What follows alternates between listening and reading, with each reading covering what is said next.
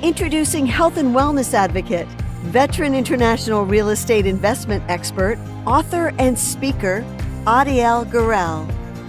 Health tips, fitness tips, nutrition and well-being, world-class experts, all right here on my podcast, The Adiel Gorel Show. Okay, hello there. Very nice to be with you again.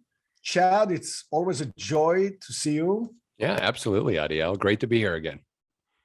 All right, so today we are going to talk about the interview we had with Dr.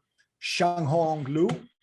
Dr. Lu was invited to be one of the experts on the public television show Life 201. And so she's already given some very good materials in her chapter that is part of the Life 201 book, and also created very useful video materials that are part of the Life 201 donor package for PBS.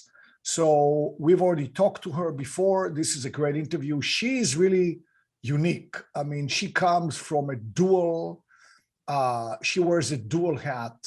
She's both a Western, MD, and her mother was a surgeon, Western MD, but also her grandmother was a traditional Chinese medicine, a doctor. And so Dr. Lu is an integration between the East and the West, could be very useful for us. Mm-hmm. So I hope that this interview will make a difference for our viewers. She was very perplexed as to why Western medicine doesn't take an integrated approach to medicine. In other words, it's mostly medical schools. She went to medical school, is about what prescription do you give for what a condition. And then if the prescriptions have a side effect, you deal with that with another one. Mm-hmm. But I mean, she was very puzzled by seeing a lot of people in her practice where they felt bad or they felt really ill, and they went to get all the tests, blood tests and other tests, and tests come back fine. So they're being told, no, you should be fine. Your tests are fine. And yet they're not. Mm-hmm. So she prefers to look at the whole thing as a system, look at us as a whole system, look at us in an integrative way. She herself went through a battle with multiple autoimmune disorders, and she did all kinds of different tests, and it came back normal. It made no sense to her. This is her own life. So why are healthy people, she says, are healthy based on the tests and are still sick? So, I mean, I guess she said in Western medicine in general, of course, we wait to see the symptoms, the results, and sometimes it's too late. So she wants to look at the root causes that create those diseases and catch it years before they manifest, or eliminate the reasons for those, diseases in the first place. Yeah, no, it was a fascinating interview that you had with her, Adiel. And I think it actually, for a lot of our listeners, this might not be new news that, our healthcare system tends to be more symptom driven, more reactive, I guess, versus prevention focused. And also the thing that I found most interesting based on what you were just saying and what Dr. Lu was saying in the interview with you is that, you get these tests, and these tests come back and it's almost like the Western medicine is treating the body almost like a car, like, oh, the engine's fine, but they're not looking at, how the engine's connected to these other things, or in the case of the body, the heart or the brain or different systems, the endocrine system, et cetera. And what Dr. Lu is saying is that even though you might look at that one system, the person still feels ill. So obviously there's some integration with another system that needs to be looked at, but we're not going deep or far enough. And so this is what her practice really tries to do. And I can tell you that actually, even after your interview, I personally decided to work with Dr. Lu and go through some genetic and tox testing. So I can also share my experience with that. It was quite interesting. Okay, so yeah, you will be sharing it. I'm quite curious to hear. Yeah. She was talking about stress. So obviously in modern society in general, we live in a constant state of stress. Our brain has an old brain. She says 40 million years, the reptilian brain, and it's reactive to stress in the environment. Our new brain, so to speak, will connect us to creativity, to spirituality, the higher functions. Our response to stress is through the autonomic nervous system, and that is not controlled by consciousness. So the reptilian brain is reactive, and nobody did an update or a 2.0 version when it comes to stress. Yeah. So stress will activate the autonomic nervous system, increases the sympathetic response, increase blood pressure, heart rate, fight or flight.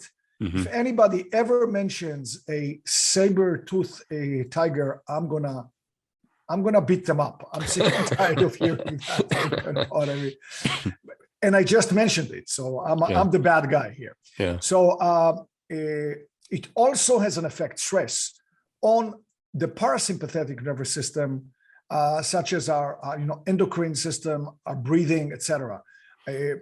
So the old brain overrides the healthy systems, such as the breathing, the endocrine system, and it focuses on stress and what the autonomic nervous system can focus on. So when we are in sympathetic overdrive on a daily basis, it becomes a habit and hard to change.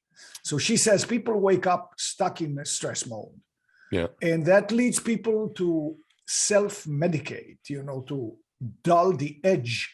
So drinking alcohol, self-medicating, drugs, and some other vices, which may take the edge off, but could lead to a whole lot of other problems that we have.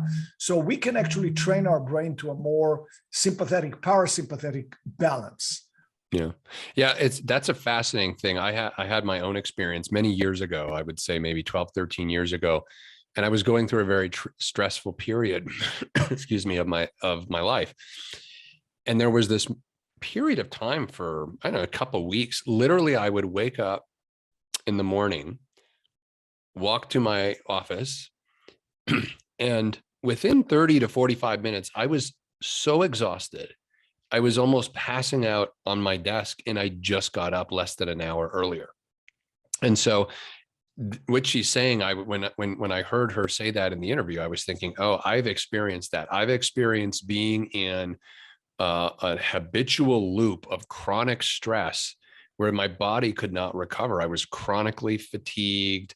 I was always getting flu, colds, these sorts of things. I was just, my immune system was obviously really struggling.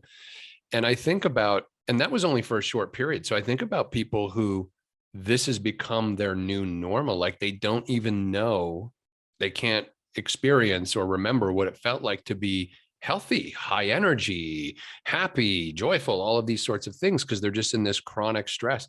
And one other thing I wanted to point out, what you just said, it's not just drugs, but people can self-medicate with overeating, eating bad foods, fatty foods, salty foods, junk food, things like that. They can indulge in things like just not moving enough. They're sitting around just binging television. Not that it's bad to binge television, but if that's all you're doing because you're so stressed, then these things start to compound. And I think that's what Dr. Lu is really getting at. She is. And she says that we can still, meditation helps train us more into the parasympathetic. You and I talked before about bitters. Bitters tend to push our system into the parasympathetic. Meditation, we said, breathing. We had a couple of good interviews with great people about breathing, and breathing can play a major role in getting us into the parasympathetic. If we do some of the exercise that Patrick McEwen was talking about, and if we breathe through our nose, as they all talk about, some of the assorted sub topics where humming. So, we talk about meditation, but humming is more tangible. You can do it in your car. And then we talked about the sound healing, which actually trains our nervous system to a certain frequency. So all of those, we have had good interviews that are posted there, and I encourage everybody to go and look at some of them to get us more into the parasympathetic. Yeah. And even like I just want to pause for a little longer on this stress conversation, because one of the things she asked at the beginning of the interview, as you mentioned, was, she's curious, what is it about American culture that is potentially contributing to this chronic illness? And I think that there's lots we could talk about and look at there, but perhaps the United States is just a more stressed out society than some other societies around the world based on various factors, which we don't have to dive into. But this living with chronic stress and go. And, I have friends who they're always, I say, how's it going? I'm like, oh, I'm doing great. I've been working 15, 16-hour days. And it's like almost like a badge of honor. It's like, I'm superhuman. I don't need sleep. I don't need to take care of myself. I can just party all the time. And this contributes to, a system of chronic stress and then therefore chronic illness. Yeah. I'm not saying, even language matters. So you talk to somebody and you say, how you doing? And they say, hanging in there. Yeah. Well, it's just an expression. Don't think about what it means. But that's a very marginal way of existing, right? You're just hanging in there. Yeah. I'm barely existing. Exactly. So, but I think partly you're right, because the American workforce takes much fewer vacations than the European workforce, for example. And in Europe, I think they get up to like even a couple of months a year. And so that is less so in the US society. There is a work ethic in the US, which is, of course, very good on the one hand, but does not put enough value on maybe recreation and downtime. So maybe that. And also I believe that the pharmaceuticals are given more free reins to put ads in the media. So I, of course, watch my shows in a way that runs through the commercials. But sometimes I get, distracted by something, and I see the commercials running on the TV while I'm there, maybe not watching, but in the background. And it's interesting, but the commercials that I mostly see are divided into two groups. One is for fast food. And the fast food commercials hardly talk about taste or nutrition. They talk about cost. Yeah. Can you believe we have 2 cheeseburgers and a large Coke and fries for $2.99? Oh my God, I'm dropping everything and going. Yeah. So that's one type of commercials that I see a lot. And then the other type, which, I came to the US from another country. I remember when I got here, I was blown away by commercials on television by the drug companies about a certain drug. So they say, oh, I'm suffering from XYZ. And then now this medication, and they show them frolicking in the grass with their grandkids. And then there's a voice that reads, this could kill you, this could this could maim you, this could be horrible to you, this could render you, incapacitated. And then, they're still frolicking while the voice is happening. They're still frolicking. You could die. They're frolicking while the voice says, oh, you might die any day, but please take it. So, I was blown away when I saw it for the first time. Now I've been here for decades, so I'm used to it. But the commercials are usually for a drug. Now, why are they putting ads for a drug? You're just, the patient. They want you to ask your doctor for this drug. So they say, ask your doctor about blah, blah, blah. So, it's interesting. I don't know that in Europe, it's that kind of a culture where fast foods are pushed so hard, and at the same time, medications are pushed so hard. We just had the what they call the opioid crisis. Yeah. So, I mean, I think maybe an over-reliance on medications, I shouldn't talk, because if somebody is really suffering and they need a medication, they really need it. So, but I think as a culture, many healthier people have taken to the fact that they need to take some sort of a medication for something. Yeah. Well, a couple of things that what you just said remind me of. First of all, I remember in your interview with Dr. James Garrett, he actually brought up the point that our brains are only really effective for about 4 hours a day, like really effective, where we're in the zone and we have that almost flow state and we're really highly productive in all of these things. So think about that. We technically have an 8-hour workday. Our brains are only effective for 4 of it. But as a culture, we are saying, oh, I worked 15, 16 hours. So it's like we're going even more than the 8 hours, and the 8 hours might even be too much in terms of being really highly productive and not tipping into that stress state. So that's just something to think about and to consider.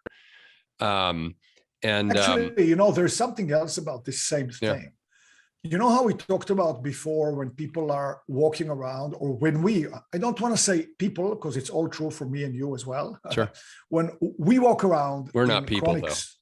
We are barely hanging in there. We're hanging in there as a person. Right.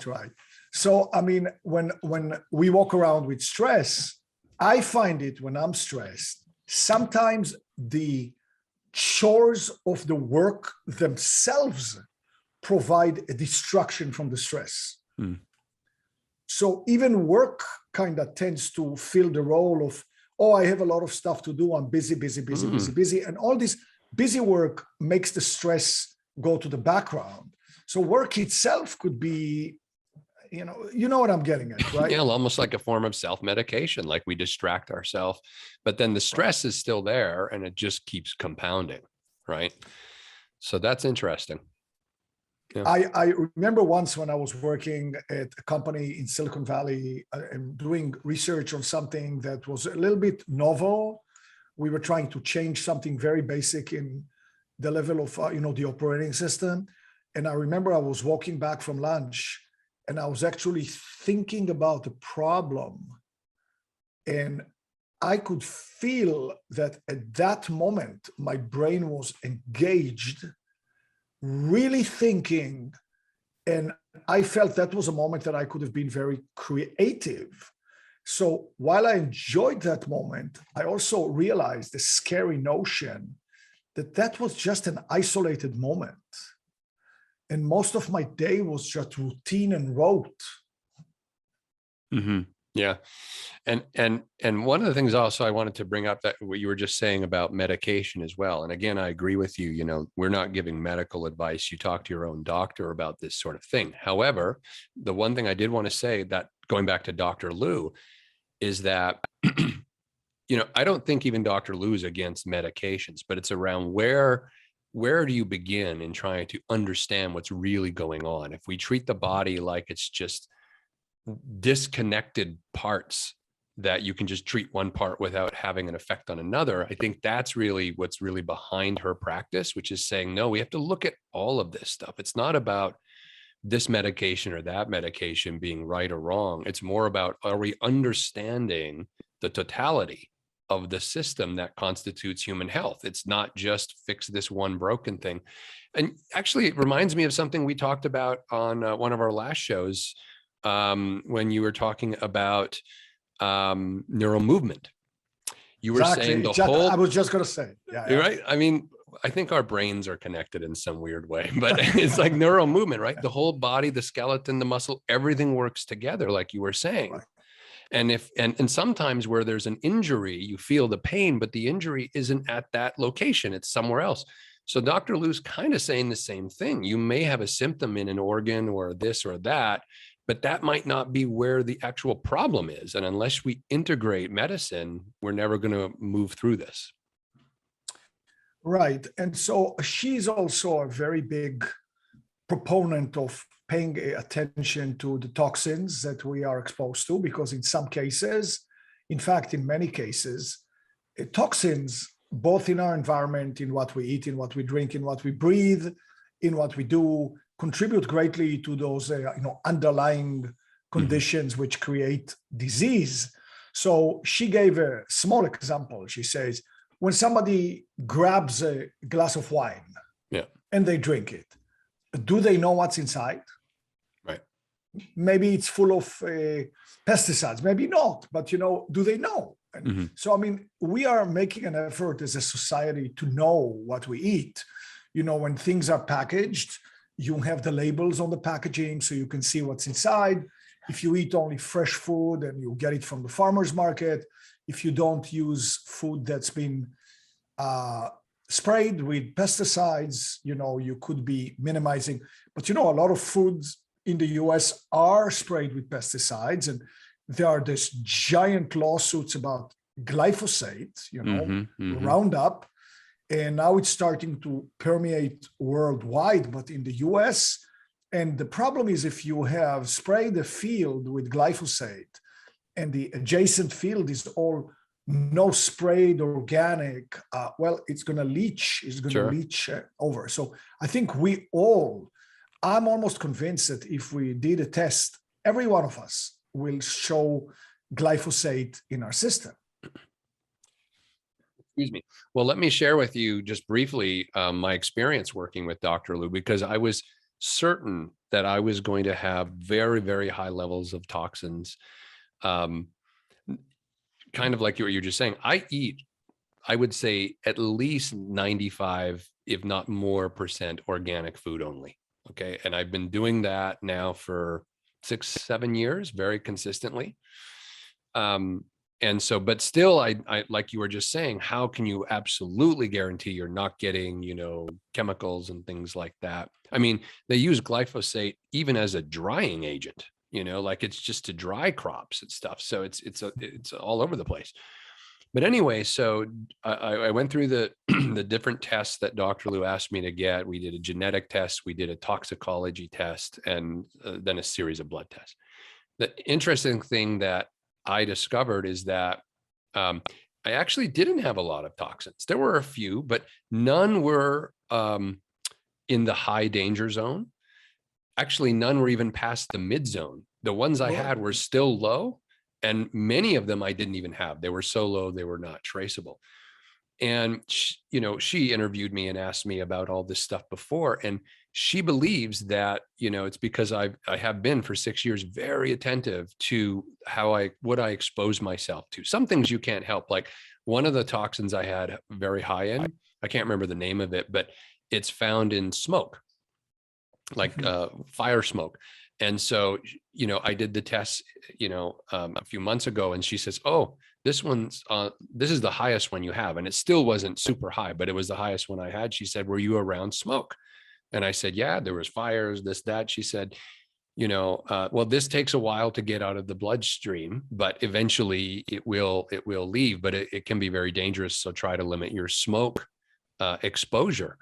And so I bring that up only because sometimes it's hard to avoid all the toxins. I mean, you can't live in a bubble, unless you're the bubble boy on Seinfeld or something like that. But, you go outside. I mean, you live in Silicon Valley. There's fire season every year. You're going to get some smoke. There's just no way around it. Yeah. Some or lots. Yeah.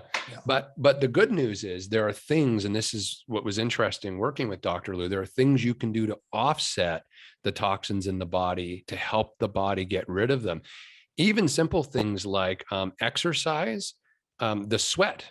When you sweat, you get rid of toxins. But she was the first person to say, go have a shower right away, because the toxins then sit on the surface of the skin and can be reabsorbed. So I think one of my doctor friends corrected me the other day saying sweat doesn't really take out toxins, only certain things, but it's not a foolproof. At least according to him. Again, I trusted him. Yeah. He said sweat is not going to detox you from a lot of things. That's what he said. Yeah, well, not everything can be removed. Even Dr. Lu says there are just some things you need other molecules and things, like she talked about the binders, to remove heavy metals and things like that. Those aren't coming out through sweat. So it's a blend of everything. But I guess the good news I want to encourage our viewers to take away is that there are things you can do to reduce the amount of toxins that are in your body. And it just means you have to be more careful and intentional about what you eat, where you spend your time. If it's a really smoky day, I know you've told me, Adiel, you won't go for a walk if it's really, really smoky. You won't expose yourself to that, right? So it's those little Well, you decisions. don't feel like you want to do it. Your body is intelligent. I mean, if it's really, really smoky, your body is going to say, hey, no, not today. Yeah. Yeah. By the way, she talks, of course, about mercury and mercury fillings and how we have to be very careful. If you go to a biologic dentist to get rid of the mercury, we have to be quite careful because it releases in the body at the time of its extraction. And she actually feels like we need to be in great physical shape when we get to try to detox some of those things. And sometimes when you detox too fast, it could really be a crisis for your body and too much.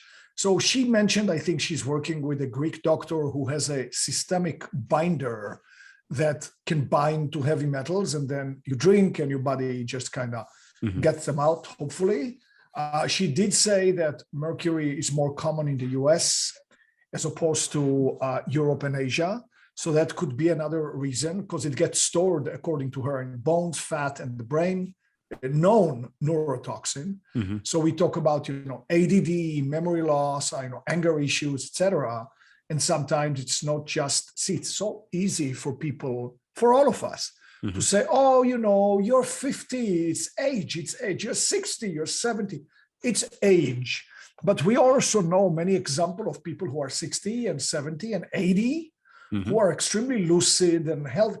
So, again, they could be the outliers, of course, the exceptions. But I believe we are too quick to say, oh, he's in his 70s. Of course, he's going to be, he's not going to, and maybe that's not the whole story.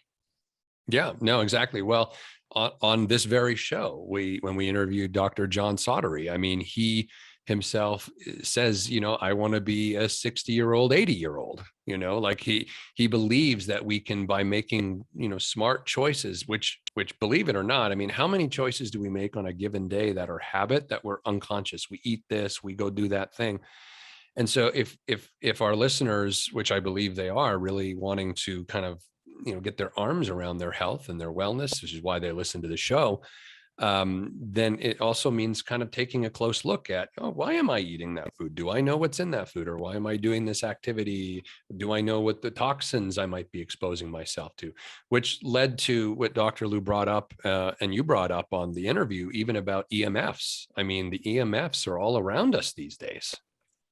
Right. So our homes are crawling with EMFs. Some of it is just the Wi-Fi radiation. Obviously, the higher the frequency, the more potent it could be on our bodies, because our bodies stay the same, but the radiation gets stronger. Clearly, there is some controversy regarding the frequencies of 5G. But as you can see, 5G is a major economic battlefield that everybody wants to be there first and most. And 5G is here to stay, and there's going to be 6G probably in the future. So the radiation is higher. She recommends we don't carry our phone into our bedroom, to turn off the router at night, do little things to get EMF exposure down. I encourage people who buy an electric vehicle to check with the manufacturer that the battery is actually well insulated from the space in which the driver sits, because you really are sitting very close to, if not on top of, a giant battery. So of course, probably should be quite easy to do with a little bit of a cost, create a layer that totally insulates you, but you have to watch out. Especially our cars are Faraday cages. They're made of metals. So we have to be careful using Wi-Fi and using even Bluetooth in the car. Just look it up. We don't have to go crazy, but just minimizing EMF exposure is a good thing. She was talking about something called BioDot. I don't know what that is, but apparently it helps decrease the damage. I think I'd like to check it out. I've not looked into it. Have you? I haven't looked into it since the interview, but she did, like, she was wearing one around her neck, and she said she's wore it for years, and it what it's supposed to do is absorb some of the EMF around you so that your body is not having to take it all in. I can't speak to the quality of the product, but she endorsed it, and so if it's of interest, you might want to check it out. Well, again, this is something that most people would roll their eyes and say, just some sort of a stupid little gadget that really doesn't work. I really can't say one way or the other, but, I'm slightly skeptical. I do know that we can do things like turning off the router at night. By the way, if you live in an apartment complex, even if you turn your own router at night, you still have routers from all the other, apartments. And if you're in a hotel, you get everything. So, I think we can't solve this unless we move to the country, we disconnect everything. And so all we can do is minimize and work with it.